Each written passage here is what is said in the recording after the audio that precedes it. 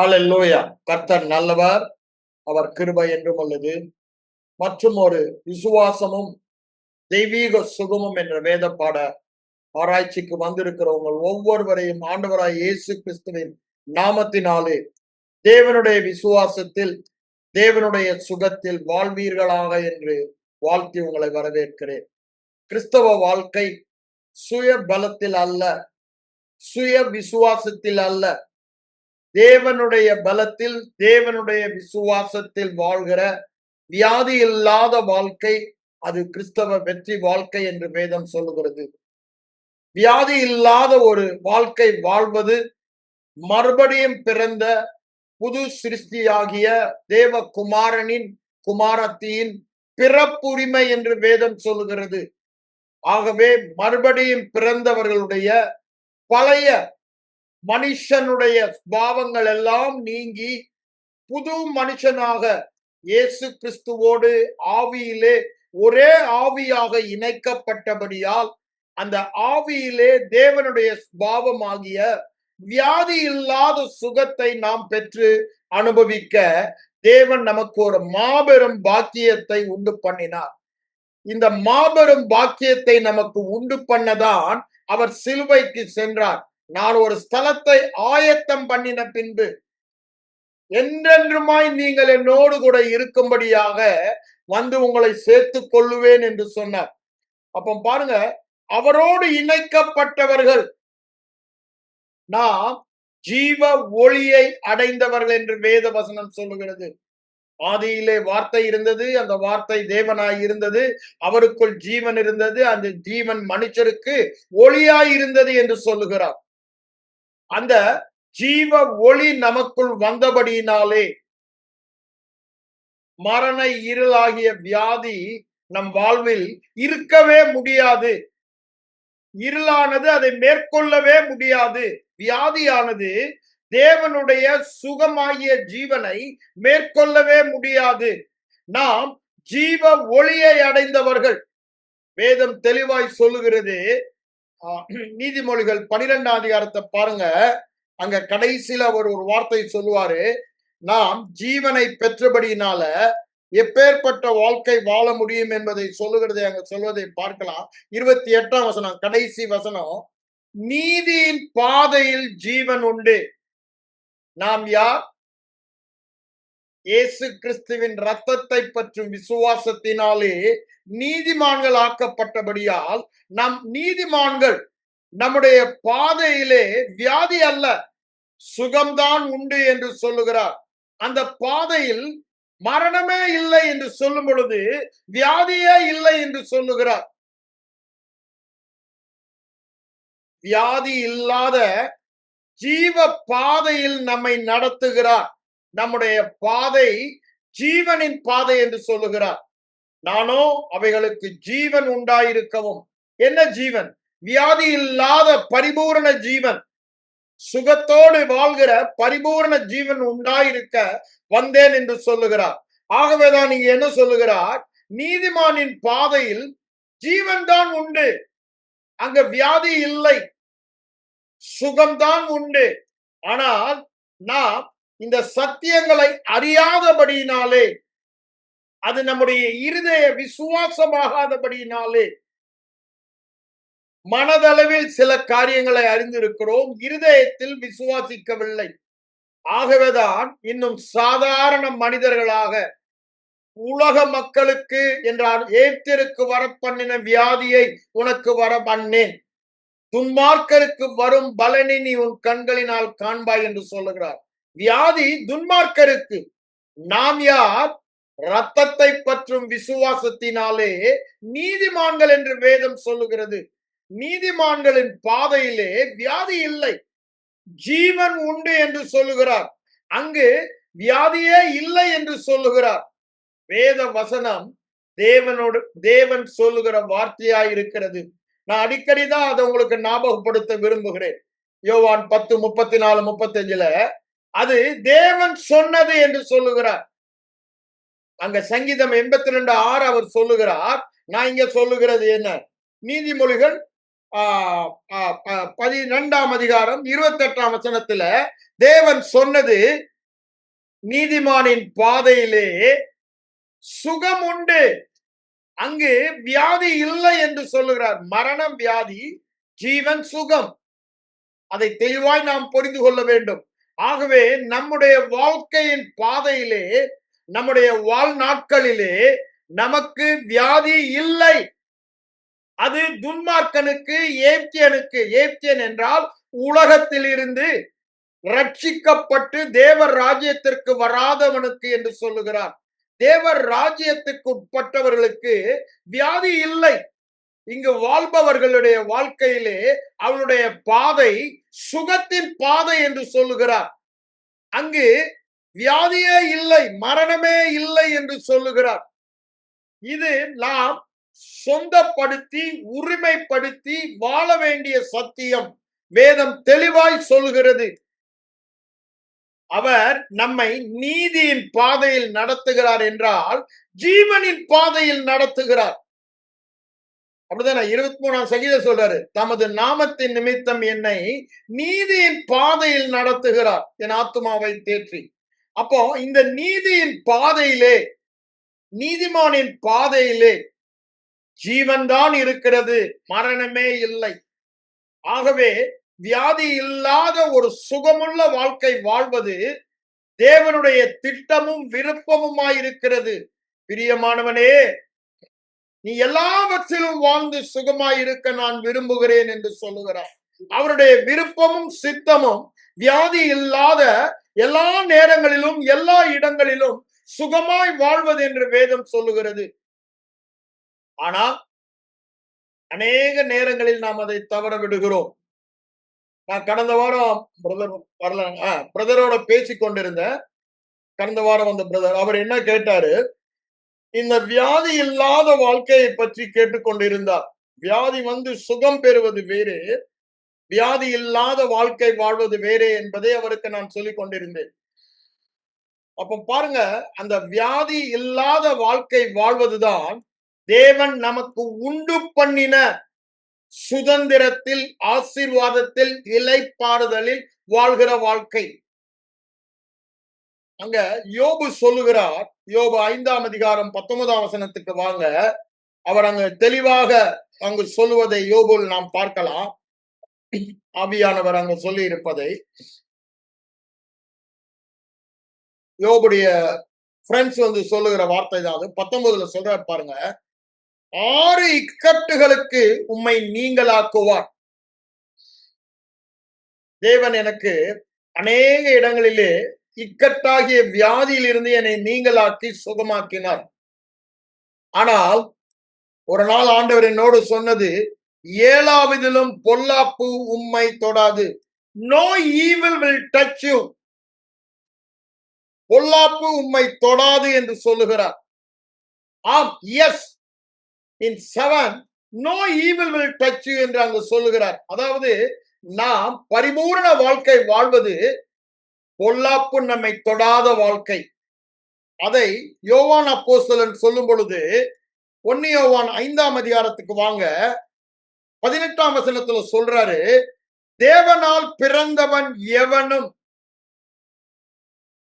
பாவம் செய்யான்.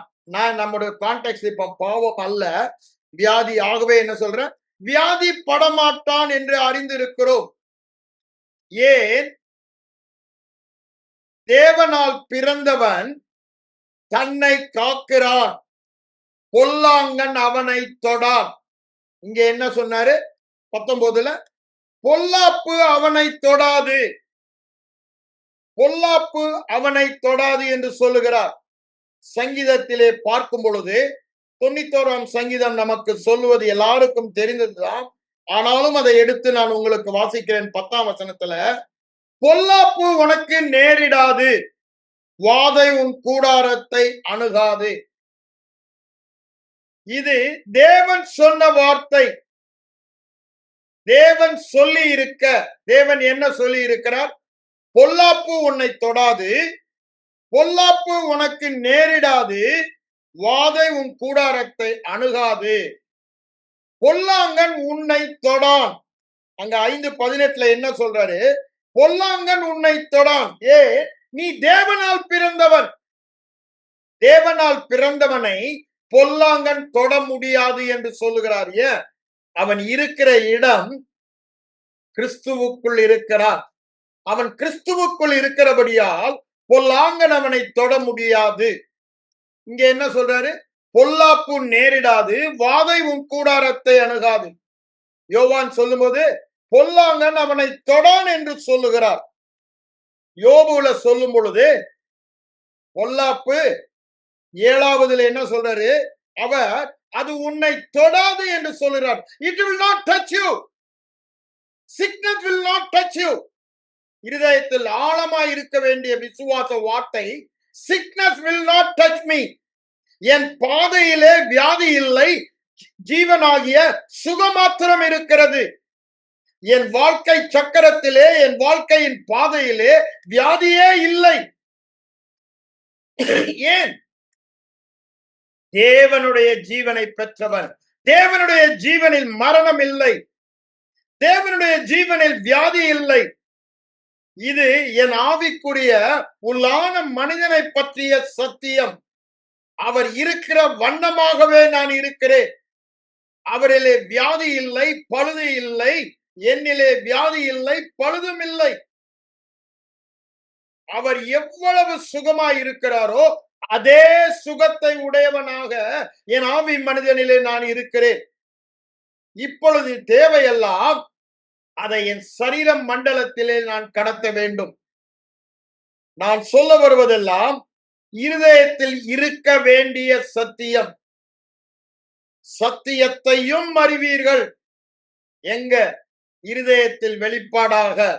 இந்த வெளிப்பாடாக கண்டுபிடிக்கிற சத்தியம் உங்களை விடுதலையாக்கும், உங்களை வியாதி இல்லாத வாழ்க்கை வாழ வைக்கும் என்று வேதம் சொல்லுகிறது.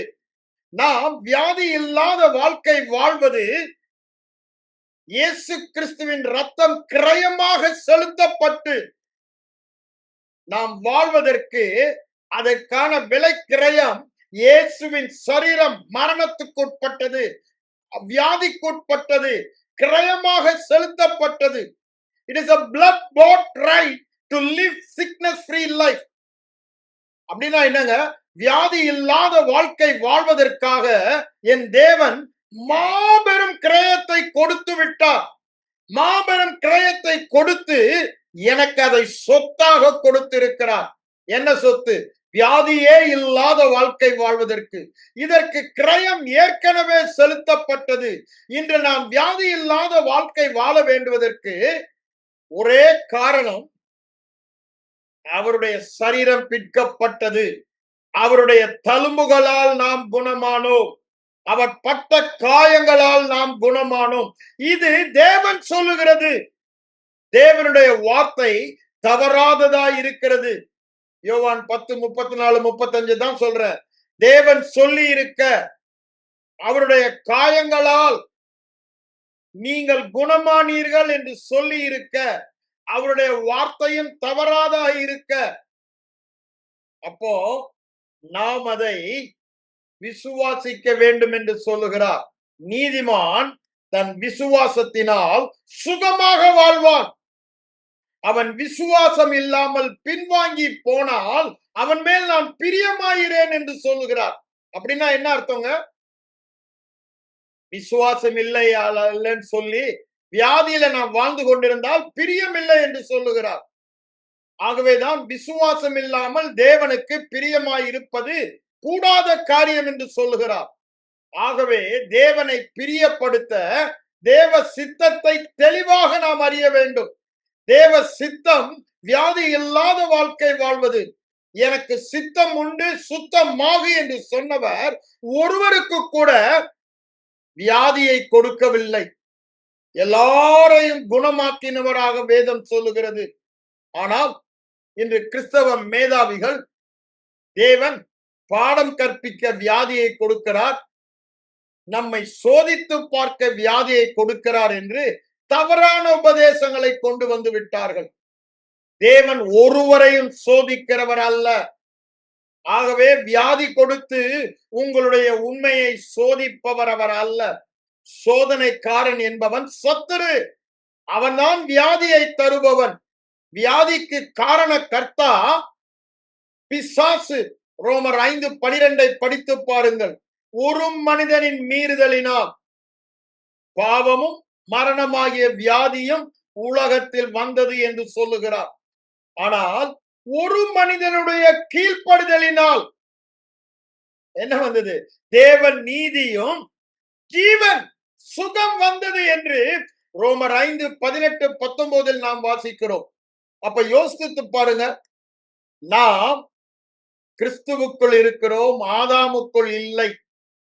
ஆதாமுக்குள் இருக்கிறவர்களுக்கு வியாதி வரும். அதாவது உலகத்தில் பிறந்த மாம்ச சடத்தில் பிறந்தவர்கள் எல்லோரும் பாவிகள், துன்மார்க்கர்கள். வேதம் அவ்வாறுதான் சொல்லுகிறது.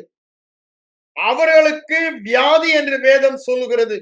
ஆனால் தேவனுடைய பிள்ளைகளை குறித்து சொல்லும் பொழுது, உன் கண்களினால் மாத்திரம் துன்மார்க்கனுக்கு வரும் பலனை காண்பாய், அது ஒரு காலம் உன்னை அணுகாது, பொல்லாப்பு உனக்கு நேரிடாது, வாதை உன்னை அணுகாது என்று சொல்லுகிறார். நீ பயப்படுகிற எகிப்தியரின் கொடிய ரோகங்கள், அப்படித்தானே சொல்றாரு. உபாகமம் 7:15 எகிப்தியரின் கொடிய ரோகங்கள் ஒன்றையும் உன்மேல் வரப்பண்ணேன். ஆண்டவர் தெளிவாக சொல்லுகிறார். ஆகவே மறுபடியும் பிறந்த தேவ பிள்ளைகளுக்கும் இருளாகிய வியாதிக்கும் மரணமாகிய வியாதிக்கும் சம்பந்தமைய நாம் ஜீவ ஒளியை அடைந்தவர்கள், ஜீவ ஒளியிலே நடப்பவர்கள். எந்த மனுஷனையும் பிரகாசிக்கிற மெய்யான ஒளி என்று வேத வசனம் சொல்லுகிறது. அப்ப பாருங்க, எப்பேற்பட்ட வியாதிகள் உலகத்தில் இருந்தாலும் அவைகள் வராமல் மேற்கொண்டு பொல்லாங்கன் தொடாத ஒரு வாழ்க்கை வாழ்கிற ஜீவ ஒளியை நாம் பெற்றிருக்கிறோம். இந்த ஒளி அந்த வியாதி என்ற இருளோ மரணமோ வராதபடிக்கு மேற்கொள்ளுகிற வல்லமை உடையதாயிருக்கிறது. இவ்வளவு தெளிவாக வேதம் சத்தியத்தை சொல்லும் பொழுது பொல்லாங்கன் தொடான் என்று சொல்லுகிறார். நான் திரும்ப யோபு 5:19 உங்களுக்கு வாசிக்க விரும்புகிறேன். பொல்லாப்பு உம்மை தொடாது. ஆனால் அங்க யோவானா எழுதின நிருபத்திலே 2:14 அடிக்கடி நான் உங்களுக்கு சொல்லுகிறதா, பொல்லாங்கனை ஜெயித்ததினால் உங்களுக்கு எழுதி இருக்கிறேன் என்று அங்கு வாலிபர்களை குறித்து சொல்லுகிறார். பொல்லாங்கனை ஜெயிக்க போவதில்லை, அவர்கள் ஜெயித்தவர்கள் என்று சொல்லுகிறார். காரணம் என்ன? அவர்கள் பலவான்கள். அவர்கள் பலவான்களாய் ஏன் பலவான்களாய் இருக்கிறார்கள்? வேத வசனம் அவர்களில் நிலைத்திருக்கிறதினால். வேத வசனம் நிலைத்திருக்கும் பொழுது இந்த வேத வசனங்கள் எல்லாம் பொல்லாப்பு நேரிடாது, வாதை அணுகாது. 7வதில் பொல்லாப்பு உனக்கு நேரிடாது, பொல்லாங்கன் உன்னை தொடான் என்று வேதம் தெளிவாய் சொல்லும் பொழுது நமக்கு விரோதியும் இல்லை, விரோதி செய்கிற பொல்லாப்பும் இல்லை என்று சொல்லுகிறது. அங்க சாலமன் நாட்களிலே தாவீது அவனுடைய தகப்பன் எல்லா சத்துருக்களையும் அழித்து போட்டபடியால் அவனுக்கு விரோதியும் இல்லை, அவனுக்கு விரோதமான பொல்லாப்பும் இல்லை. No adversary, no occurrence of evil. 1 ராஜாக்கள் 5:4 அதை நம்ம வாசிக்கிறோம். அப்ப யோசித்து பாருங்க, நம்முடைய தாவீதாகிய இயேசு கிறிஸ்து சகல சத்துருக்களையும் பிசாசின் கிரியைகளையும் மரணத்தின் அதிபதியாகிய வியாதியின் அதிபதியாகிய பிசாசானவனை தம்முடைய மரணத்தினாலே தம்முடைய இரத்தத்தினாலே ரயமாக கொடுத்து அவனை அழித்தார் என்று வேதவசனம் சொல்லுகிறது. அதன் மூலமாக வியாதியில் இருந்து நம்மை மீட்டு விடுதலையாக்கினார் என்று சொல்லுகிறார்.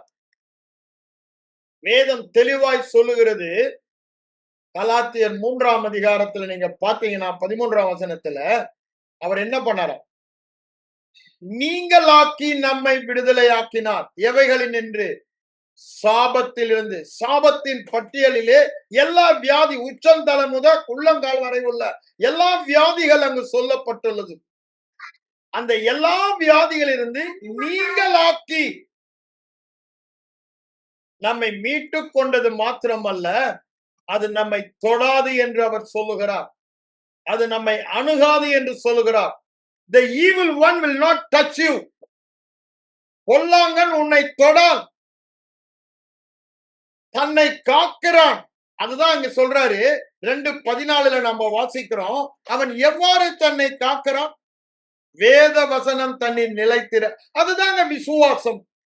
விசுவாசம் என்பது வேத வசனத்தை இருதயத்தில் வைப்பது.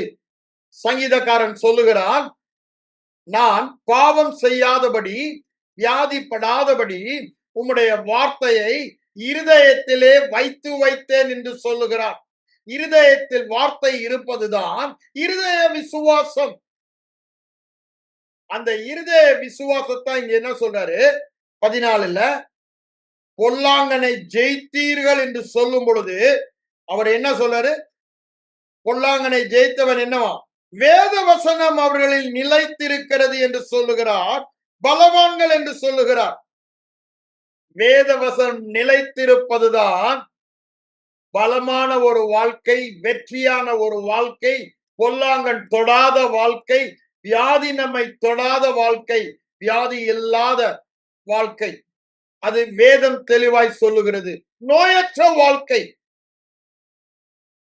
உலகமே சொல்லுகிறான் நோயற்ற வாழ்க்கை தான் வாழ்க்கையிலே மாபெரும் செல்வம் என்று. நோய் அது ஒன்று இல்லை என்று அவர்கள் சொல்லவில்லை. அது இருக்கிறபடினால்தான் அதை சொல்லுகிறார்கள். அதை அவர்களும் எதிர்பார்க்கிறார்கள். ஆனால் அதற்கு தேவன் வைத்திருக்கிற திட்டம் அவர்களுக்கு தெரியவில்லை. வேதம் சொல்லுகிறது, கண்டுபிடிக்கிறவர்களுக்கு உடலுக்கெல்லாம் ஆரோக்கியம். எதை? தேவன் தம் வசனத்தை அனுப்பி குணமாக்குகிறாரே, அந்த வசனத்தை கண்டுபிடிப்பவர்களுக்கு. இன்று நாம் வசனத்தை கண்டுபிடித்துக் கொண்டிருக்கிறோம் ஆராய்ச்சி செய்து. வேத வசனம் சொல்லுகிறது, பொல்லாப்பு நேரிடாது, வாதை உன் கூடாரத்தை அருகாது, பொல்லாங்கன் உன்னை தொடான். அதை சொல்லிட்டுதான் பொல்லாப்பு உனக்கு நேரிடாது என்று சொல்லுகிறார். No evil, no evil will touch you, no sickness will touch you. இது தேவனுடைய வார்த்தை. இதை கண்டுபிடிக்கிறவர்களுக்கு வியாதியே இல்லாத வாழ்க்கை என்று சொல்லுகிறார். அவருடைய தழும்புகளால் குணம் மானீர்கள். இது யார் சொல்லுகிற வார்த்தை? எவ்வளவேனும் பொய்யுரையாத தேவன் சொல்லுகிற வார்த்தை. அவர் தழும்புகளால் குணம் மானீர்கள் என்று என்னை குறித்து வேதத்தில் எழுதியிருப்பாரானால் அது சத்தியம், அது சத்தியம், அது சத்தியம். ஆகவே அந்த தேவ வார்த்தையின் உண்மையை நான் அறிந்தவனாக, தேவன் மிகுந்த உண்மை உள்ளவர். அவருடைய வார்த்தை மிகுந்த உண்மை உள்ளது.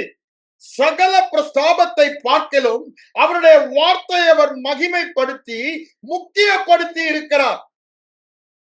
ஆகவே நான் தைரியம் கொண்டு அவர் சொன்னதை சொல்லலாமே. எபிரேயர் 13:6-7 வசனங்கள் அதை நம்ம வாசிக்கிறோம். தைரியம் கொண்டு நாம் சொல்லலாம். ஏன்? சொன்னவர் உண்மை உள்ளவர். சொன்னவர் உண்மை உள்ளவர். பொய்யே சொல்ல முடியாதவர். வார்த்தை தவறாதவர். சொன்ன வார்த்தையை அப்படியே நிறைவேற்றுபவர். அவர் சொல்லுவதெல்லாம் வாதையும் கூடாரத்தை அணுகாது, பொல்லாப்பு நேரிடாது. Evil one will not touch you. உன்னை தொடமாட்டான்.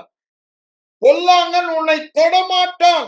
வியாதியை கொடுத்தும் சத்ரு உன்னை தொடமாட்டான் என்று சொல்லுகிறார். ஆனா அங்க என்ன சொல்றார் பாருங்க. 5:18 வாங்க. அங்க என்ன சொல்றாரு? 1 யோவான் 5:18 அவன் தன்னை காக்கிறான். அவன் தேவனால் உண்டாயிருக்கிறான். உலகம் பொல்லாங்கனுக்குள் இருக்கிறது.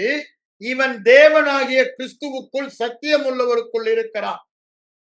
உலகத்துக்குள் பொல்லாங்கனுக்குள் இருக்கிறபடினால் அவர்களுக்கு வியாதி, மறுபடியும் பிறந்து கிறிஸ்துவுக்குள், சத்தியம் உள்ளவருக்குள், வெளிச்சத்துக்குள், ஜீவனுக்குள் இருக்கிறபடியால் வியாதி இல்லாத வாழ்க்கை என்று அவர் சொல்லுவதை பார்க்கிறோம். ஆனா அங்க நாம் பார்க்க வேண்டியது, அவன் தன்னை காக்கிறான். எவ்வாறு தன்னை காத்தான்? 14ஆம் வசனத்துக்கு வாங்க, என்ன சொல்றாரு? வேத வசனம் உங்களில் நிலைத்திருக்கிறதினால்.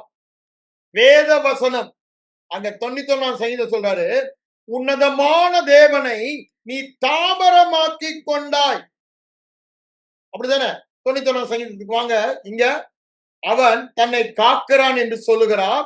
வேத வசனம் நிலைத்திருக்கிறது என்று சொல்லுகிறார். இங்க வாங்க, நான் கர்த்தரை நோக்கி 2ஆம் வசனத்திலிருந்து வாசிக்கிறேன். நீர் என் அடைக்கலம், நீர் என் கோட்டை, என் தேவன், நான் நம்பி இருக்கிறவர் என்று சொல்லுவே. அப்ப பாருங்க, நான் போன வாரமே அதை தான் எம்பசைஸ் பண்ணேன். எப்படி நம்மை அவன் தன்னை காக்கிறான் என்று சொல்லுகிறாரு, வேதவசனம் இருதயத்தில் நிலைத்திருக்கிறது என்று சொல்லுகிறாரு. அதை பற்றி இங்க 91ல என்ன சொல்லுகிறார் பாருங்க. நீர் என் அடைக்கலம், என் கோட்டை, என் தேவன், நான் நம்பி இருக்கிறவர் என்று சொல்லுவேன். பை சேயிங், he says, நான் சொல்லுவேன். அப்பொழுது அவர் தமது சிறகுகளால் என்னை மூடுவார். அவர் செட்டைகளின் கீழ் அடைக்கலம் புகுவேன். அவருடைய சத்தியம் எனக்கு பர்சயமும் கேடகமாகும். இரவில் உண்டாகும் பயங்கரம், பகலில் பறக்கும் அம்பு, இருளில் நடமாடும் கொள்ளை நோய், மத்தியானத்தில் பாழாக்கும் சங்காரத்திற்கும் பயப்படாதிருப்பேன். எப்பொழுது? அவருடைய சிறகுகள் கீழ் அடைக்கலம். எப்படி நான் போகிறேன் அங்கு? அந்த உன்னதமானவரின் மறைவில் எவ்வாறு என்னை காத்துக் கொள்ளுகிறேன்? பை சொல்லுகிறபடியால் சொல்லுவேன். சொல்லுவேன். 2ஆம் வசனத்தை திருப்பி உங்களுக்கு சொல்லுகிறேன். பை சேயிங், அதுதான் அங்க முக்கியம். நான் வாயை திறந்து அதை சொல்லுகிறபடியினால், வாயை திறந்து, என் நாவு விரைவாக எழுதுகிற எழுத்தாணி, அது என் இருதய பலகையிலே வேத வசனத்தை எழுதுகிறது என்று சங்கீதக்காரன் அங்க 40ஆம் சங்கீதத்தில் சொல்லுவதை நாம் பார்க்கிறோம். அதை சொல்லுகிறபடினாலதான் அவன் இருதயத்திலே வேத வசனம் நிலைத்திருக்கிறது. அதனாலதான் அவர் சொல்றாரு 7ஆம் வசனத்துல பாருங்க, உன் பக்கத்தில் 1000 பேரும் உன் வலது பக்கத்தில் 10,000 பேருக்கும் எப்பேற்பட்ட வியாதி வந்தாலும் அது உன்னை அணுகாது. Evil one will not touch you. It will not come near you. உன்னை அணுகாது, உன்னை தொடாது. உன் கண்களால் மாத்திரம் நீ அதை பார்த்து துன்மார்க்கனுக்கு வரும் பலன், நீதிமான் அல்லங்க, துன்மார்க்கன், நமக்கு அதுக்கு சம்பந்தமே இல்லை. அததான் சொல்றாரு, துன்மார்க்கனுக்கு வரும் பலனை காண்பாய். அது சொல்லிட்டு தான் சொல்றாரு, எனக்கு அடைக்கலமாய் இருக்கிற உன்னதமான கர்த்தரை உனக்கு தாபரமாக கொண்டாய். எப்படி அடைக்கலமாய் இருக்கிற கர்த்தரை உனக்கு அடைக்கலமாக, நீ தங்கும் வாசஸ்தலமாக, மறைவிடமாக, ஒளிவிடமாக, சத்துரு தொட முடியாத இடமாக கொள்ள முடியும்? அததான் சொல்றாரு, நான் தேவனை நோக்கி, நீர் என் அடைக்கலம், என் நம்பிக்கை, என் தேவன், நான் நம்பி இருக்கிறவர். நான் என்ன நம்பி இருக்கிறேன்? தழும்புகளால் குணமானவன். பொல்லாப்பு என்னை தொட முடியாது. உலக மக்களின் வியாதி என்னை தொட முடியாது. பொல்லாங்கன் என்னை தொடவே முடியாது. நான் இருக்கிற உன்னதமான உயர் மறைவின் ஒளிப்பீடத்தில் இருக்கிறேன். அவன் என்னை கண்டுபிடிக்க கூட முடியாது. அவ்வாறான உயர் மறைவில் இருக்கிறேன். அததான் அவர் எங்க என்ன சொல்றாரு பாருங்க, அடைக்கலமாக்கி கொண்டாய், தாபரமாக்கி கொண்டாய். ஆகையால், எப்படியா? சொல்லுகிறபடியால். ஆகவேதான் திரும்பவும் நான் உங்களுக்கு வலியுறுத்தி சொல்லுகிறேன், கிறிஸ்தவமே ஒரு அறிக்கையின் மதம் என்பதாக சொல்லப்பட்டது. அறிக்கை இல்லாமல் விசுவாசம் இல்லை. விசுவாசம் இல்லாமல் கிறிஸ்தவமே இல்லை. கிறிஸ்தவமே விசுவாசத்தினால்தான். விசுவாசம் என்று சொல்லும் பொழுது அறிக்கை. அறிக்கையை விட விசுவாசம் பெரிதாய் இருக்க முடியாது. ஆனால் விசுவாசத்தை விட அறிக்கை பெரிதாய் இருக்கிறது. நாம் பார்க்கும் பொழுது ரோமர் 10ஆம் அதிகாரம் 9, 10 வசனங்களில் நாம் வாசிக்கும் பொழுது, அங்க 10ஆம் வசனம் முடிக்கும் போது என்ன சொல்றாரு? உன் நாவினாலே அறிக்கை செய்தால் நீ ரட்சிக்கப்படுவாய். அறிக்கையில் ஆரம்பிக்கிறார் 9ல, 10ல முடிக்கும் பொழுது அறிக்கை சொல்லுகிறார். அறிக்கை இல்லை என்றால் அங்க என்ன சொல்றாரு? 10ஆம் வசனம் 10:10ல நாவினால் அறிக்கை செய்யும் பொழுது ரட்சிக்கப்படுவாய். இருதயத்தில் விசுவாசித்து நாவினால் அறிக்கை செய்யும் பொழுது ரட்சிக்கப்படுவாய். அதேதான் ரட்சிப்பு என்பது சுகம். நாம் சுகமாக்கப்படுவது அறிக்கை செய்யும் பொழுது. அதுலதான் எல்லோரும் தவறுறாங்க. அதனால்தான் அதை நான் வலியுறுத்தி சொல்லுகிறேன். இந்த வார்த்தை உங்கள் வாயை விட்டு பிரியாதிருக்க வேண்டும். ஏன் வாயை விட்டு பிரியாதிருக்க வேண்டும்? அங்க யோசுவா 1:8 சொல்றாரு, அது உங்க வாயை விட்டு பிரியாதிருக்க வேண்டும். அதுதான் உங்களுக்கு it will have good success. அப்படின்னு என்ன குட் சக்சஸ்? வியாதியே இல்லாம வாழ்கிற வாழ்க்கை இட்ஸ் a குட் சக்சஸ். அப்படிதானே? எல்லா காரியங்களிலும் வெற்றியாய் வாழ்வது வியாதி இல்லாமல் வாழ்வது. அந்த வியாதி இல்லாமல் வாழ்கிற குட் சக்சஸ் நமக்கு வேண்டும் என்றால் தழும்புகளால் குணமானீர்கள். இயேசுதாமே என் வியாதிகளை சுமந்து கொண்டு ஏற்றுக்கொண்டார். அவருடைய தழும்புகளால் குணமானேன். இது வாயை விட்டு பிரியாதிருக்க வேண்டும். சத்ருவானவன் என்ன பண்றானா? இடர பண்ணுகிறான் என்று சொல்லுகிறார். விதைக்கிறவன் ஓமைக்கு வாங்க 13ஆம் அதிகாரத்தில் அது ரொம்ப தெளிவாக சொல்லுவார். அங்க அநேக விசேஷங்களை அவளுக்கு ஓமைகளாக அவர் சொல்லும் பொழுது சொல்லுன காரியங்களை பார்க்கிறோம். பரலோக ராஜ்யத்தின் ரகசியங்கள் உங்களுக்கு வெளிப்படுத்தப்பட்டது என்று சொல்லுகிறார். முதல்ல என்ன சொல்றாரு? இந்த வார்த்தை தேவ வார்த்தை சுகமாக்கும் வார்த்தை கேட்டும் உணராதிருக்கும் பொழுது பொல்லாங்கன், அவன் பேர் என்னங்க? பொல்லாங்கன். பொல்லாங்கன் தொடான் என்று சொல்லுகிறார். இங்கு பொல்லாங்கன் தொடுகிறான். தன்னை காக்கிறான் பொல்லாங்கன் தொடாதபடிக்கு. நல்லா பார்த்துக்கொள்ளுங்க. இங்க என்ன சொல்றாரு? பொல்லாங்கன் வந்து உடனே வசனத்தை திருடுகிறான். அவனுக்கு நல்லா தெரியும் இது இருதயத்திலே நிலைத்திருந்தால் அதுதான் விசுவாசம், அதுதான் வாயில வரும். இருதயத்தின் நிறைவினால் வாய் பேசும். அங்க என்ன சொல்றாரு? வாய் பேசுகிறபடினாலே உன் வாயின் வார்த்தையின்படி உனக்கு ஆக கடவது, உன் விசுவாசத்தின்படி ஆக கடவது. அங்க மார்க் 11:21 அவன் சொன்னபடியே ஆகும். இந்த வார்த்தை இருதயத்தில் இருக்கிறபடியால் வைத்தபடியால் அவன் வாயை திறந்தா அதுதான் வருகிறது. ஆகவே இவர் என்ன சொல்றாரு? அவன் தன்னை காக்கிறான். எவ்வாறு தன்னை காக்கிறான்? அதைதான் சொல்லிக் கொண்டு இருக்கிறார். இந்த பொல்லாங்கன் அவனை தொடால், பொல்லாப்பு நேரிடாது. இங்க என்ன சொல்றாரு? வசனத்தை கேட்ட உடனே உணராது இருக்கும் போது பொல்லாங்கன் வந்து இருதயத்தில் விதைக்கப்பட்டதை பறித்துக் கொள்ளுகிறான். இருதயத்தில் விதைக்கப்பட்டதை பறித்துக் கொள்ளுகிறான். லூக்காக்கு வாங்க 8ஆம் அதிகாரம். அதை திரும்பவுமா நான் உங்களுக்கு அங்க என்ன சொல்லுகிறார், லூக்கா அப்போஸ்தலன் என்ன சொல்லுகிறார் என்பதை நாம் அங்க பார்ப்போம். அவர் அங்கு அதை தெளிவாக சொல்லுவதை பார்க்கலாம். 8ஆம் அதிகாரத்துல அங்க என்ன சொல்றாரு பாருங்க. 12ஆம் வசனம்.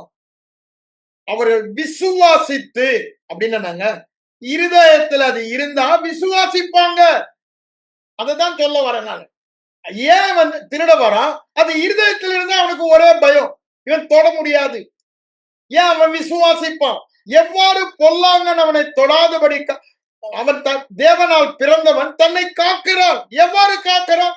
வேத வசனத்தை இருதயத்தில் வைக்கிறதுனால். அததான் நான் உங்களுக்கு சொல்ல வந்தது. அதுதான் இங்க என்ன சொல்ற பாருங்க. அவர்கள் விசுவாசித்து இருதயத்தில் தங்கி இருந்தால் அவர்கள் விசுவாசித்து வியாதி இல்லாத வாழ்க்கை வாழ்வார்கள். ஆகவே அதை நன்கு அறிந்தவனாக பொல்லாங்கன் வந்து இருதயத்தில் விதைத்ததை எடுத்து போடுகிறான். ஆனா அவனுக்கே அவ்வளவு தூரத்துக்கு வெளிப்பாடு இருக்கிறது. இவனை நான் தொடணும்னா முதல்ல உள்ள வசனத்தை வெளியே எடுக்கணும். இந்த வசனம் உள்ள போகாதபடி அவனை தடை செய்யணும். அப்போ நம்ம காக்கிறதுக்கு என்ன பண்ணணும்? எவ்வளவு தூரம் ஆர்வமாக வேத வசனத்தை கேட்டு இருதயத்திலே காத்துக் கொள்வதில் பலவந்தம் பண்ண வேண்டும். வேத வசனத்தை ஆண்டவர் அதான் சொல்றாங்க. லூக்கா 11:28 சொல்லும் பொழுது என்ன சொல்றாரு? யார் பாக்கியம்? வேத வசனத்தை கேட்டு இருதயத்தில் காத்து கொள்ளுகிறவர்களே பாக்கியவான்கள். கேட்பவர்கள் அல்ல. அவர்களை பொல்லாங்கன் தொட முடியாது. அதனாலதான் பாக்கியவான் என்று சொல்லுகிறார். இங்க பாருங்க, சத்துரு. அப்ப பாருங்க, வியாதி என்பது பிசாசானுடைய சோதனை. எதற்கு? நீங்க இடறுவதற்கு. அததான் அர்த்த வசனத்துல சொல்றாரு. இடறி போனாலும் நான் அர்த்தத்தை வாசிக்கிறேன் உங்களுக்கு. கற்பாரின் மேல் விதைக்கப்பட்டவர்கள் சந்தோஷத்தோடு வசனத்தை ஏற்றுக்கொள்ளுகிறார்கள். ஆயினும் எப்படி வேர்கொள்ளல? நீர் பாய்ச்சவில்லை. அங்க சொல்றாருல 1 கொரிந்தியர் 3:5-6 நான் நட்டேன், அப்போலோ நீர் பாய்ச்சினான், தேவன் விளைய செய்தார். அப்ப தேவன் விளைய செய்வதற்கு முன்பாக இந்த வியாதி இல்லாத வாழ்க்கை கனியாக வருவதற்கு முன்பாக அது விதைக்கப்பட வேண்டும், நடப்பட வேண்டும், நீர் பாய்ச்சப்பட வேண்டும். எல்லாமே எதனாலதான்? வேத வசனத்தை வாயில பேசுகிறதுனாலதான் விதைக்கிறோம், நடுகிறோம், நீர் பாய்ச்சுகிறோம். ஆனா அதுதான் நாம செய்யறது. ஆனா அதை விளைய செய்கிறவர் நாம் அல்ல. அவர் அதை நாம் அறியாத விதமாக ரொம்ப அழகா சொல்வாரு. மார்க் 4:25-26 வசனங்களை வாசித்து பாருங்க. அவன் இரவிலே தூங்கி பகலிலே விழித்து அவன் அறியாத விதமாக தானாக முளை கிளம்பி கனியை தரும் என்று, பயிர் கனியை தரும் என்று சொல்லுகிறார். அதுதான் இந்த வேத வசனத்தின் மகத்துவம். சத்துரு நன்கு அறிந்தவன். பொல்லாங்கன் என்னை தொடாமல் இருக்க வேண்டுமானால், நான் என்னை காக்க வேண்டுமானால், நான் செய்ய வேண்டியதெல்லாம் இருதயத்திலே வசனத்தை வைத்து காப்பதிலே உறுதியாய் பலவந்தம் பண்ண வேண்டும். அதுதான் இங்க என்ன சொல்றாரு? அவன் உடனே வரான். ஏன்? இருதயத்தில் வசனம் இருப்பதுதான் விசுவாசம் என்று அறிந்து விசுவாசித்து வியாதி இல்லாத வாழ்க்கை வாழாதபடி. அத சொல்லிட்டு அர்த்தம் என்ன சொல்றாங்க? சோதனைக்காரன் முதல் குரூப் அப்படி எடுத்துறான், போட்டதுமே எடுத்துறான். ஏன்? அவங்க ஏனோ தானோன்னு கேக்குறாங்க. அவங்களுக்கு வசனத்தை கேட்டு சுகம் பெறணும்ன்ற எண்ணமே கிடையாது. எப்பன்னா செய்து முடிப்பாங்க. ஜெபம் யாரா பண்ணுவாங்களா? ஜெபம் பண்ணி மற்றவர்கள் ஜெபத்திலே சுகத்தை பெற வேண்டும், தங்களுடைய விசுவாசத்தை வளர்த்துக் கொள்ள வேண்டும் எண்ணம் இல்ல. அது மாதிரி ஆட்கள் இருதயத்தில் இருந்து வசனத்தை கேட்டதை எடுத்து போடுறோம். அடுத்தது கேட்கிறாங்க, அதை ஏற்றுக்கொள்ளவும் செய்கிறார்கள். ஆனாலும் உடனே சோதனைக்காரன் வியாதியின் அறிகுறிகளை தருகிறான். அப்பதான் சோதனை காலம். வியாதி என்பது சோதனை காலம். எவன் சோதிக்கிறான்? கர்த்தர் அல்ல, பொல்லாங்கன். அவன் வியாதி அறிகுறியை கொடுத்து வேத வசனத்தை திருட அவன் முயற்சிப்பதுதான் அது காலம் என்று அங்க சொல்லுகிறார். அங்க என்ன சொல்ல பாருங்க, கொஞ்சம் காலம் மாத்திரம் விசுவாசித்து சோதனை காலம். சோதனை காலம் திருடன் திருடுகிற காலம். உங்க அட்டென்ஷனை டைவர்ட் பண்ணி, அப்படிதானே? திருட எப்படி திருடுறான் இன்னைக்கு? சார் அங்க பாருங்க 10 ரூபா கீழே கிடக்குன்னு சொல்லிட்டு இங்க உங்க கையில இந்த 10 லட்ச ரூபா பைய ஸ்கூட்டர்ல இருந்து எடுத்துட்டு ஓடிட்டான் அப்படி நியூஸ்ல படிக்கிறோம். Just diverting. அதுதான் அவன் பண்றான். வசனத்திலிருந்து உங்க கண்களை எடுத்து வியாதியின் மேல உங்க கண்களை வைக்கிறான். இதுவரைக்கும் வசனத்தை கேட்டு ஏற்றுக்கொண்டு அது மேல உங்க கண்ணு இருந்து பொல்லாங்கன் என்னை தொட முடியாதுறாங்க. வியாதி என்னை அணுகாது, வாதையின் கூடாரத்தை அணுகாது. He will not touch me அப்படின்னு இருந்தவன் இப்போ அவன் அட்டென்ஷன் எங்க போகுது? வசனத்தில் இருந்து, தேவனுடைய வார்த்தையில் இருந்து அந்த மாயையான அறிகுறிகள், யோனா அழகா சொல்லுவான். மாயையான அறிகுறிகளை பின்பற்றுவர்கள் தங்களுக்கு வருகிற கிருபையை போக்கடிக்கிறார்கள். எங்க மீனின் வயிற்றிலிருந்து சொல்றான். அப்ப பாருங்க, அந்த மாயான அறிகுறியை பார்க்க வைப்பான். டாக்டர்ஸ் ரிப்போர்ட்டை பார்க்க வைப்பான். அதுதான் அவனுடைய ட்ரிக்ஸ். அதுதான் இங்க சொல்றாரு. அவன் பாருங்க, உங்களை திசை திருப்புகிறான். எங்க இருந்து? வேத வசனத்தை பார்ப்பதில் இருந்து. அப்போ எதை நாம் தொடர்ந்து பார்த்து பேசிக் கொண்டிருக்கிறோமோ அதுதான் இருதயத்தில் நிலைத்திருக்கும். இவ்வளவு நேரம் வேத வசனத்தை பார்த்து இருதயத்தில் வைத்ததை அவன் திருட வருகிறான். மிகுந்த பலனுக்கேதுவான உங்கள் விசுவாசத்தை விட்டு விடாதிருங்கள். தைரியத்தை வரும். ரெண்டும் ஒரே மீனிங் தான். கான்பிடன்ஸ் இங்கிலீஷ்ல போடுறான். அதனாலதான் நான் விசுவாசத்தை விட்டு விடாதிருங்கள்ன்றாரு. அந்த வசனத்தை உங்களுக்கு எடுத்து வாசிக்கிறேன். எடுங்க, எபிரேயர் 10ஆம் அதிகாரம்.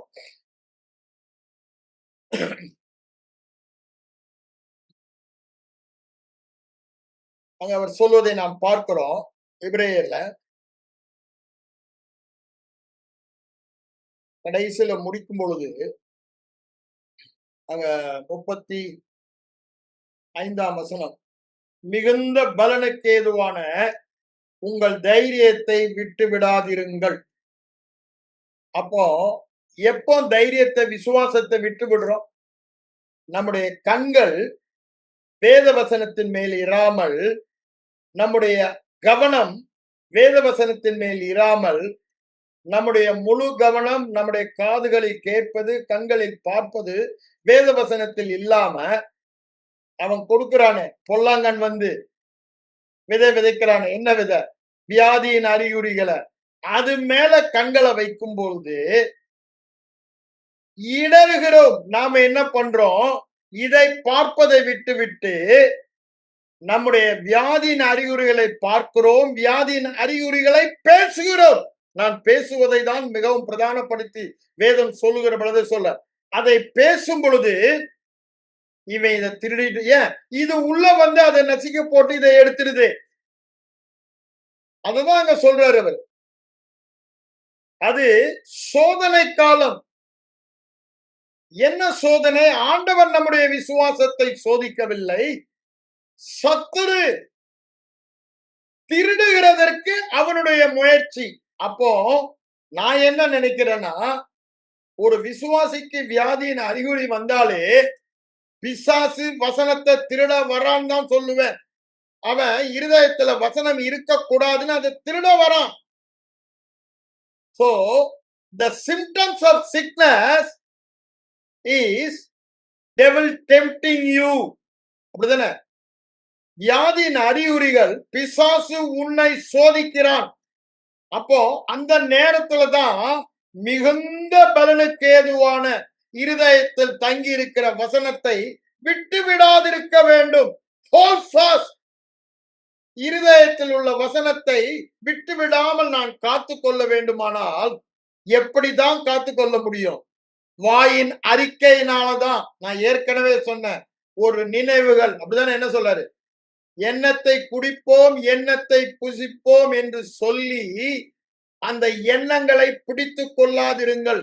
இப்போ அந்த வியாதியின் எண்ணங்களை பிடித்து கொள்ளாதிருக்க வேண்டுமானால் அதை பேசாதே என்று சொல்லுகிறார். You catch the thoughts by saying. நீ பேசுகிறது சொல்லுகிறதுனாலே அந்த எண்ணங்களை அவன் எண்ணங்களை சோதனையாக கொடுக்கிறான். என்ன எண்ணம்? உனக்கு வியாதி வந்துருச்சு, உன்னை பொல்லாங்கன் தொட்டுட்டான், உனக்கு பொல்லாப்பு நேரிட்டு அப்படின்ற எண்ணத்தை அவன் கொண்டு வருகிறான். ஆனா நான் என்ன பண்றேன்? மிகுந்த பலனுக்கு ஏதுவான என்னுடைய விசுவாசத்தை விட்டு விடாதிருக்க தேவ வசனத்தை இருதயத்தில் வைத்து வைக்கிறேன், காத்துக் கொள்ளுகிறேன், நிலைத்திருக்க பண்ணுகிறேன். எப்படி நிலைத்திருக்க பண்ண முடியும்? எதன் மீது என் கண்களை பதிக்கிறேனோ, எது என் வாயிலே இருக்கிறதோ அதுதான் இருதயத்துல பதிக்க முடியும். இது ரெண்டும் மாறாத பிரமாணம். ஆபிரகாமுக்கு ஆண்டவர் அப்படித்தானே பண்ணாரு. வானத்தின் நட்சத்திரத்தை காமிச்சாத்து, பூமியின் மணலை பாரு, நல்லா பாரு, அதான் அவன் சந்ததினாரு. பார்வையை மாற்றினார். அப்புறம் அவன் வாயின் வார்த்தையை அப்படித்தானே மாத்தினாரு. ஜாதிகளின் தகப்பன், ஜாதிகளின் தாய். ஐயா, அந்த 2 தான் மெயின் ஃபோக்கஸே. அவன் இந்த 2யும் அவனுடைய ஏரியாவுக்கு பார்க்க டைவர்ட் பண்றான். கண்கள் இங்கிருந்து அங்கு திருப்பும் பொழுது அவன் டபக்குன்னு திருடுவான். டைவர்ட் பண்ணுவான். பிசாசு பார்க்கிறோமே இன்னைக்கு அப்படித்தானே? எப்படி திருடன் திருடுறான்? ஒரு செகண்ட் உங்களை டைவர்ட் பண்ணி உங்க பாக்கெட்ல உள்ளதை தூக்கிட்டு போயிடுறான். உங்க ஸ்கூட்டர்ல உள்ளதை தூக்கிட்டு போயிடுறான். உங்க பைய அடிச்சுட்டு போயிடுறான். Just by diverting. Simple trick. அதே தான் இன்னைக்கு பிசாசு பண்ணி கொண்டு இருக்கிறான். Diverting your attention from God's word in your heart. அததான் இங்க சொல்றாரு. இருதயத்தில் விதைக்கப்பட்ட வாங்க திரும்பியும் அங்க மத்தேயு 13ஆம் அதிகாரம் இருந்தாலும் சரி, இல்ல மத்தேயு 13லயே பார்ப்பாங்க. என்ன சொல்றாரு பாருங்க.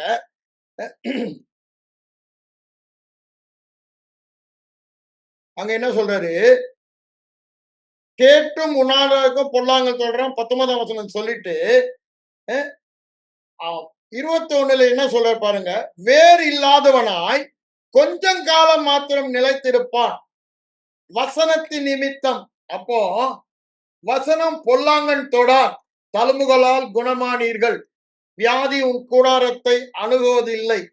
அதன் நிமித்தம் அதற்கு விரோதமாக காரியம் நடந்தவுடனே அவன் இடறுகிறான். இடறுகிறான். அது லூக்கால தான் நல்லா சொல்றான். அப்ப லூக்கால தான் நம்ம படிப்போம். வாங்க லூக்கா 8க்கே போவோம். லூக்கா 8ல என்ன சொல்றாரு பாருங்க.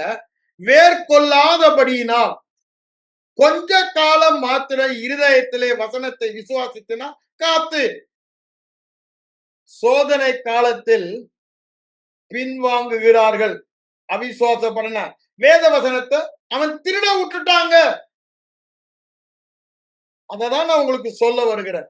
அப்போ அறிக்கை என்பது எவ்வளவு முக்கியம் என்று பாருங்கள். நீர் பாய்ச்சுகிறது.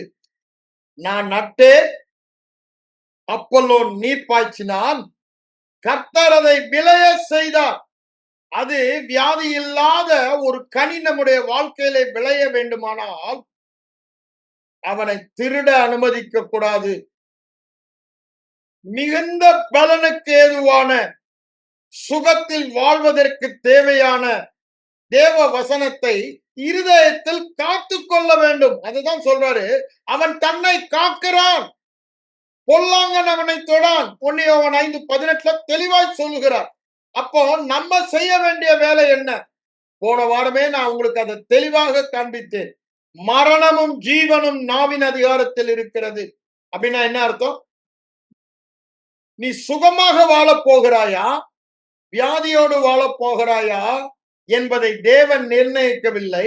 அவர் ஏற்கனவே அதற்கான காரியங்களை செய்து விட்டார்.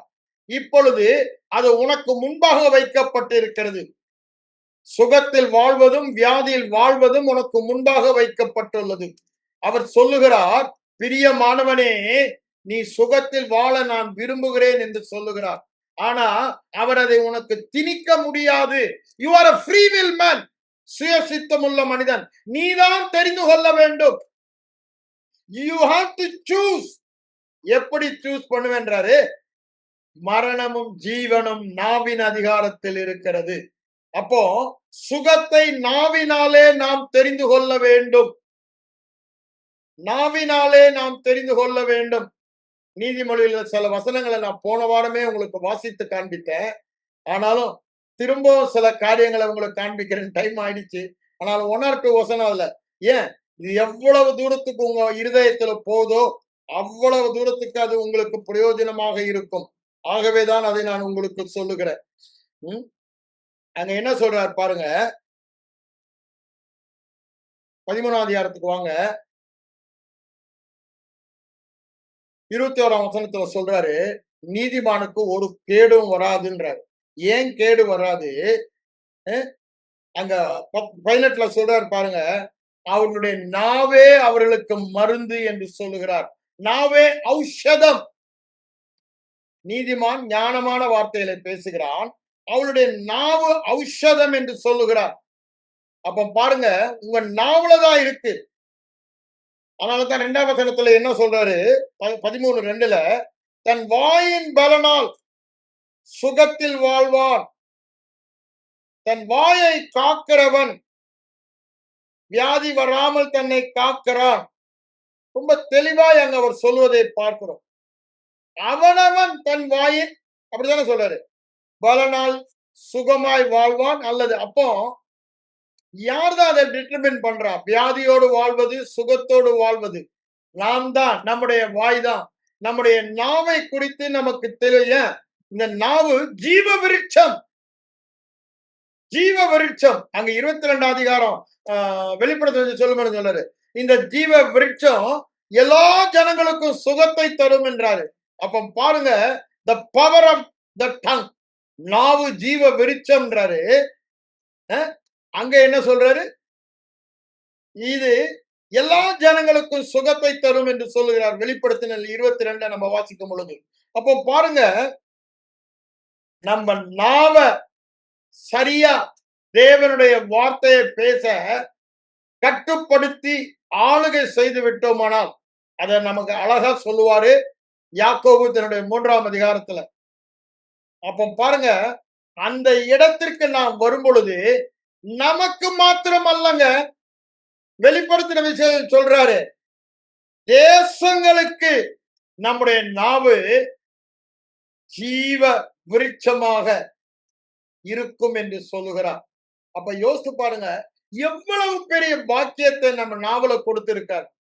அதனாலதான் சொல்றாரு, நாவை கடிவா. அங்க சங்கீதக்காரன் போன வாரம் சொன்னதை உங்களுக்கு வாசித்து காண்பித்த. அப்போ இந்த நாவல தான் எல்லாமே இருக்கு. நீங்க உறுதியான, நான் சொல்றேன், என் வாழ்க்கையில அந்த மாதிரி தீர்மானம் எடுத்த நேரத்துல எல்லாம் வெற்றியை கண்ட. அதுல கொஞ்சம் நான் ஏமாந்த நேரத்துல எல்லாம் அவன் என்ன கொஞ்சம் விளையாடி பார்த்தான்னு தான் சொல்லணும். ஆனா ஆண்டவர் என்ன சொல்றாரு, அவன் பக்கத்துல வராத அளவுக்கு நீ வாழ முடியும். இருதயத்துல வேரூன்றிடுச்சுன்னா அவன் எவ்வளவுதான் வந்து முயற்சித்தாலும் வேரூன்றி நிலைத்திருக்கிறதா அவன் புடுங்கவே முடியாத அளவுக்கு உன் கண்கள், உன்னுடைய இருதயம், எது உங்கள் இருதயத்தை நிரப்புகிறதோ அதுதான் உங்களை ஆளுகை செய்கிறது. இந்த வசனம் உங்கள் இருதயத்தை நிரப்பிட்டா அந்த வசனம் உங்களை ஆளுகை செய்யும். அந்த வியாதியின் அறிகுறிகள் அதை பேசி உங்க இருதயத்தை நிரப்பிட்டா அது ஆளுகை செய்யும். அப்போ வாயை திறந்தா எதைத்தான் பேசுவீங்க? வியாதியை பேசுவீங்க. ஆண்டவர் என்ன சொல்றாரு, அவன் சொன்னபடியே ஆகும். என் காது கேட்க நீங்க சொன்னபடியே உங்களுக்கு நான் செய்வேன் அங்க சொல்றாரு. 14:24 என்னாகமத்துல. இங்க 11:23 மார்க்ல என்ன சொல்றாரு, அவன் சொன்னபடியே ஆகும். நீ விசுவாசித்தபடியே உனக்கு ஆகும். நீ சொன்ன விசுவாசம், நீ பேசுவதுதான் உன் விசுவாசம். பாருங்க, பேசுறது இருதயத்துல விசுவாசத்தை உற்பத்தி பண்ணுது. ஏன் அறிக்கை முக்கியம்னு சொல்றேன், அது இருதயத்துல ஏன் எதை நாம் பேசுகிறோமோ அது உண்மை என நம் இருதயம் ஏற்றுக்கொள்ளுகிறது. தொடர்ந்து பொய்ய பேசினா கூட அது உண்மைன்னு உங்க இருதயம் ஏற்றுக்கொள்ளும். அவ்வாறு இருதயம், அப்ப அதாவது இந்த விதைய, நல்ல விதையோ கெட்ட விதையோ மண்ணுல போட்டா அது என்ன விதை போட்டாலும் முளைக்கும். அது அவ்வாறு இருக்க ஆண்டவருடைய சிருஷ்டிப்பு. அதேதான் ஆண்டவருடைய நம்முடைய இருதயத்துல எதை விதைத்தா அதை தான் முளைக்கும். அப்போ எதை தொடர்ந்து நான் அதான் விதைப்பது. எதை தொடர்ந்து நான் பேசுகிறேனோ அது உண்மை என என் இருதயம் ஏற்றுக்கொள்ளும். ஆனால்தான் சொல்றாரு, உன் இருதயத்தை வஞ்சிக்காதரான்றாரு. யாக்கோபு 1:26 சொல்லும்போது, ஏன் நீ ஒரு நேரம் இப்படி சொல்ற, ஒரு நேரம் மாத்தி பேசினா உன் இருதயத்தை நீனே வஞ்சித்தர்றன்றாரு. அதுக்குனாலதான் 3ஆம் அதிகாரத்துல ரொம்ப ஸ்ட்ராங்கா அந்த ஒரு அதிகாரமே அதுக்கு கொடுத்துட்டாரு. வாயில பேசுறது எவ்வளவு கவனம், வாழ்க்கை எப்படி இருக்குன்றது முழு அதிகாரம். நல்லா எடுத்து அதை தியானிச்சு பாருங்க. அப்போ இங்க என்ன சொல்ல வருகிறேன், இந்த இருதயம் நீங்க என்ன விதைக்கிறீங்களோ அததான். அப்போ இருதயத்துல விசுவாசம், வியாதி இல்லாத வாழ்க்கை, பொல்லாங்கன் தொடான், பொல்லாப்பு நேரிடாது, அது என்னை அணுகாது, தொடவே முடியாது. நான் பொல்லாங்கனை ஜெயித்தவன் என்ற இடத்திற்கு வர வேண்டுமானா எதுதான், இந்த ஜீவ வார்த்தைகள் என் நாவிலே வைக்க வேண்டும். போன வாரமே சொன்னேன், it is so simple. Kaiveesamma Kaiveesu, அப்படிதானே? வேத வசனத்தை வாயில வைக்கலாம், கைவீசு வச்சா போதும். So simple. கையை வீசுற மாதிரி வாயில தூக்கி இந்த வசனத்தை வச்சா அது ஆட்டோமேட்டிக்கா இருதயத்துக்கு போகும். அது என் வாயை விட்டு பிரியாது இருந்தால் அது என் இருதயத்துக்குள்ள போகதான் செய்யும். அப்போ நான் கை வீசிக்கிட்டு தான் இருப்பேன். நான் பகல்ல விழித்திருந்து இரவுல தூங்குவேன். விழித்து சும்மா கையாட்டிக்கிட்டு தான் இருப்பேன். ஆனா அந்த வசனம் வேலை செய்யும். அந்த வசனம் என் இருதயத்தை நிரப்பும். அந்த வசனம் என் வாய் வழியா வெளியே வரும். பாருங்க, இருதயத்துல விசுவாசத்தை உண்டு பண்ணுகிறதும், நான் வாயில வேத வசனத்தை பேசுற அந்த வசனம் என்னங்க? தேவனுடைய விசுவாசம். இன்னொரு விதத்துல சொல்ல போனா தேவனுடைய அறிக்கை. தேவன் என்னை குறித்து என்ன அறிக்கை பண்ண, அந்த அறிக்கை தானே நான் பண்ணணும். நாம் அறிக்கை பண்ணுகிற பிரதான ஆசாரியரை கவனித்து பாருங்கள். அவர் என்ன அறிக்கை பண்ணுகிறாரோ அதை நான் அறிக்கை பண்ண வேண்டும். எபிரேயர் 3:1 சொல்றாரு, நீங்க அவர் அறிக்கை பண்ணுகிறத அறிக்கை பண்ணலன்னா அவர் பிரதான ஆசாரியர் ஊழியம் செய்ய முடியாதுன்றாரு. அவர் இன்னைக்கு உங்களுக்கு எனக்காக பிரதான ஆசாரியர் ஊழியம் செய்யறாருன்னா நாம் அறிக்கை பண்ணுகிற பிரதான ஆசாரியரை கவனித்து பாருங்கள். அப்போ அவருடைய அறிக்கை என்ன? அதுதான் வேதவசனம். வேதவசனம் தேவனுடைய விசுவாசம், தேவனுடைய அறிவு, தேவனுடைய அறிக்கை. தேவன் என்ன அறிக்கைனால தேவன் என்ன பேசுகிறார்? தேவன் சொல்லுவது அப்படிதானே. தேவன் சொல்லி இருக்க வேதவசனமும் தவறாது. அவர் சொல்லி இருப்பது தவறாதா இருக்கிறது. ஆகவே நான் திரும்ப அறிக்கை, அதுதான் ஹோமலோகோ.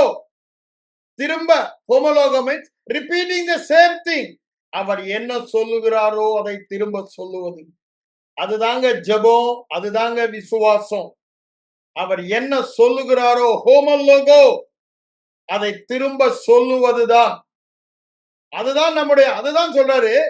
அது நம்ம திரும்ப சொன்னாதான் அவர் அங்க அந்த ஊழியத்தை செய்ய முடியுன்றாரு. அவர் என்ன சொல்றாரு என்றுதான் வேதவசனம். அந்த வேதவசனத்தை நான் சொல்லும் பொழுதுதான் அந்த விசுவாசம் இருதயத்துல வருது. இருதயத்தின் நிறைவுனால நான் வாயில பேசும்போது ஏன் இருதய விசுவாசத்தை காண்பிக்கிறேன், ஏன் இருதய விசுவாசத்தை ரிலீஸ் பண்ணுகிறேன், ஏன் இருதய விசுவாசம் கிரியை செய்ய உதவுகிறது. நான் பேசலன்னா அது கிரியை செய்யாது. செத்த விசுவாசம். நீங்க எப்படி பார்த்தாலும் கிறிஸ்தவ வாழ்க்கையின் சாராம்சம் ஒரே வார்த்தையில சொல்லுங்க பிரதர்னா அறிக்கை தான். அவர் என்ன அறிக்கை பண்ணுகிறாரோ, அவர் என்ன சொல்லுகிறாரோ அதை திரும்ப சொல்லுவது ஒண்ணுதான் கிறிஸ்தவம். It's a religion of great confession. மாபெரும் அறிக்கையின் மதம் என்று சொல்லப்படுகிறது. இது ஆக்சுவலா மதம் கிடையாது, உறவுதான். இந்த உறவுல அப்பாவை இமிட்டேட் பண்றதுதான். அங்க எபேசியர் 5:1 சொல்றாருல, பிரியமான பிள்ளைகளை போல you imitate your daddy God. அதுதான் அவர் என்ன சொல்றாரோ. சின்ன குழந்தை பாருங்க, நான் இன்னைக்கு என்னுடைய பேத்தி வீட்டுல 2.5 வயசு தான். பார்த்தா என்ன வாயை திறந்து பார்த்தா அடுத்த நிமிஷம் ரிப்பீட் பண்ணுவான். தமிழோ இங்கிலீஷோ என்ன வார்த்தையா இருந்தாலும். ஏன் அவங்க அவ்வளவு தூரத்தை திரும்ப இமிட்டேட் பண்றாங்க. the way in which he express the same way. அதுதாங்க நம்ம வேலை. அவர் என்ன சொல்றான்னு வேதத்துல எழுதி கொடுத்துட்டாரு. ஆடிபிளா என் வாய்ஸ்ல கேட்கணும் காத்துட்டு இருக்காதீங்க. புது சிருஷ்டியின் புது உடன்படிக்கையின் பாக்கியங்கள் நிருபங்களிலே சொல்லப்பட்டுள்ளது. அதை எடுத்து இமிட்டேட் பண்றது தாங்க நம்ம வேலை. அவர் என்ன சொல்லுகிறாரோ அதை திரும்ப சொல்லுவதுதான் கிறிஸ்தவத்தின் சாராம்சம். எல்லாம் வியாதி இல்லாத வாழ்க்கைன்னு இல்லை, தோல்வியே இல்லாத வாழ்க்கை, குறைவே இல்லாத வாழ்க்கை, குழப்பமே இல்லாத சமாதான வாழ்க்கை. அந்த எல்லாவற்றுக்கும் என்ன, அவர் என்ன சொல்லுகிறாரோ அதை கேட்டு அதை திரும்ப நாம் சொல்லுவது தாங்க கிறிஸ்தவம். அதுதான் ஒரே வெற்றி வாழ்க்கை. அவருடைய அறிக்கையை நாம் பண்ண வேண்டும். நாம் அறிக்கை பண்ணுகிற பிரதான ஆசாரை கவனித்து பாருங்கள். 4:14-10:23 வரும்போது அதை விட்டு விடாதிருங்கள். ஏன் அதை விட்டுவிடதான் பிசாசு சோதனை காலம் சோதனை கொண்டு வருகிறான். ஏன் திருடுறா நம்ம வாயை பிடிக்கிறதுக்கு தான் அவன் ட்ரை பண்றான். ஏன் வாயை பிடிச்சிட்டானா வேற விதைய விதைக்கிறோம், அது உள்ள போய் அதை நட்டு அதை நீர் பாய்ச்சி கொண்டிருக்கிறோம். அது பழைய விதைய நசுக்கி போடும். தேவனுடைய வார்த்தை இருதயத்துல இருக்கிற வரை உங்க விசுவாசம் அந்த வார்த்தையாக இருக்கும். பிசாசு தொட முடியாது, அணுக முடியாது. பொல்லாங்கன் தொடான். தேவனால் பிறந்தவன் தன்னை காக்கிறான். தேவனுடைய வித்து அவனில் இருக்கிறது. அவன் தேவன் சொன்னவைகளை திரும்பி சொல்லி வேத வசனத்தை இருதயத்தில் நிலைத்திருக்க பண்ணுகிறார். நீர் என் தேவன், என் கோட்டை என்று சொல்லின்னு சொல்றார்ல, நீர் என் வைத்தியர், ஏத்திற்கு வர பண்ணின வியாதியை எனக்கு வர பண்ண மாட்டீர், பொல்லாங்கனினை தொட. அத திரும்ப திரும்ப திரும்ப ஐயா இத ஒரு மந்திரம் மாதிரி சொன்னாலும் சரிதான். என்ன? உம்முடைய தழும்புகளால் என்னை குணமாக்கினீரே நன்றி. ஒரு நாளைக்கு எத்தனை தடவை எதை அந்த வியாதியின் அறிகுறி வரும் பொழுதெல்லாம் அதை சொல்லுங்க. உங்க வாழ்க்கையில வெற்றி வேண்டுமானால் எல்லா இடங்களிலும் எப்பொழுதும் என்னை வெற்றி சிறக்க பண்ணுகிறீரே, நான் செய்வதெல்லாம் வாய்க்க பண்ணுகிறீரே. அது ஒவ்வொன்றும் சொல்லுங்க. சாபத்தின் கிரியை தான் ஒண்ணு இருந்துச்சுன்னா நியாயப்பிரமாணம் வியாதியும் சாபத்தினா நீங்கள் ஆக்கி என்னை மீட்டு கொண்டீரே, விடுதலை ஆக்கி விட்டீரே. அதை திரும்ப திரும்ப திரும்ப சொல்லி இருதயம் அதால் நிரம்பி நீங்க வாய திறந்த வியாதியோ தோல்வியோ மற்ற காரியங்கள் எதுவுமே வராது. நீங்க எதை எதிர்பார்க்கிறீங்க அதை வேத வசனத்தை வாயில வைத்து பேசுங்க. ஆண்டவர் என்ன சொல்லுகிறார் என்ற வசனத்தை எடுத்துக்கொண்டு பேசும் பொழுது அது இருதயத்திலே தைக்கும். நான் போன வாரமே சொன்ன 18 6 வசனம் 7 8 வசனங்களை வாசித்து பாருங்க. அது இருதயத்தை தைக்கும் என்று சொல்லுகிறார். அது இருதயத்துல போய் அப்படியே உட்கார்ந்துக்கும்.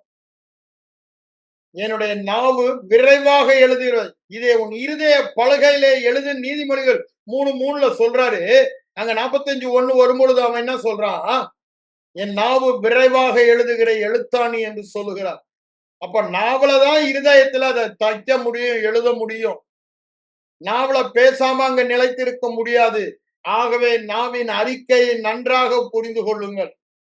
கிறிஸ்தவ வாழ்க்கை உங்கள் நாவிலே, வெற்றி வாழ்க்கை, சுக வாழ்க்கை உங்கள் நாவில இருக்கு. உங்களுக்கு மாத்திரமல்ல, தேசங்களுக்கு அது ஜீவ விருட்சமாய் இருக்கும் என்று சொல்லுகிறார். உங்களுக்கு மாத்திரம் ஜீவ விருட்சம் அல்ல, அது உங்களுக்கு ஜீவ விருட்சம் நீதிமன்ற சொன்னாலும் அங்க வெளிப்படுத்தின விசேஷம் வரும்பொழுது என்ன சொல்றாரு? ஜீவ தண்ணீர் உள்ள நிதிகள் புறப்பட்டு வருகிறபடினால இந்த நாவின் மூலமாக வந்து தேசங்களுக்கு சுகத்தை கொடுக்கும் என்று சொல்லுகிறார். கண்களை மூடி ஜெபிப்போம். எங்கள் அன்பின் பரலோக பிதாவே, இந்த இரவு வேலைக்காக உம்மை நன்றியோடு சோத்திருக்கிறோம் ஆண்டவரே. நீர் எங்களோடு பேசின வார்த்தைகளுக்காக சோத்திரம் ஆண்டவரே.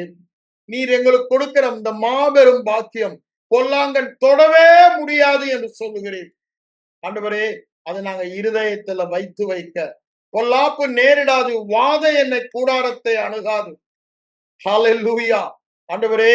பொல்லாங்கனை எங்களை தொடவே முடியாது என்ற ஒரு இடத்தில் நாங்கள் இருக்கிறோம்.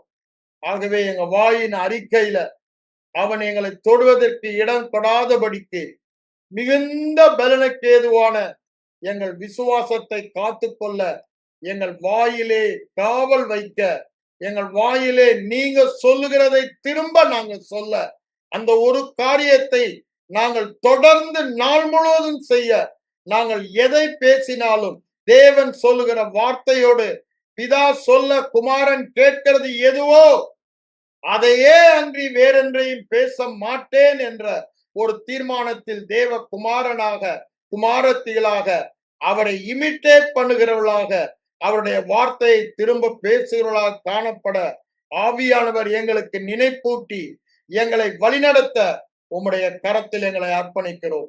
இயேசுவின் மூலம் ஜெபம் கேளும் எங்கள் நல்ல பிதாவே. ஆமென்.